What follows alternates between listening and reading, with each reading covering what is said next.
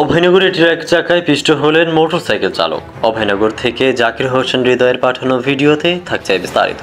যশোরের অভয়নগর উপজেলার তালতলা টেকারঘাট সড়কে ড্রাম ট্রাকের চাকায় পিষ্ট হয়ে মারা গেলেন কাজল কলতার 30 বছর বয়সী একজন মোটরসাইকেল চালক।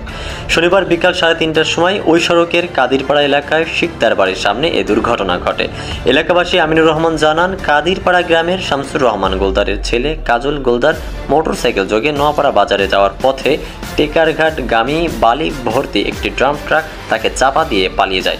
এ সময় ড্রাম ট্রাকের চাকায় কাজল গোলদারের বুক ও মাথার উপর পিষ্ট হলে ঘটনাস্থানে তার মৃত্যু হয়। অভয়নগর থানার ওসি এস.এম. আকিবুল ইসলাম জানান, খবর পেয়ে ঘটনাস্থলে পুলিশ পাঠানো হয়েছে। তদন্তপূর্বক আইনানুগ ব্যবস্থা গ্রহণ করা হবে।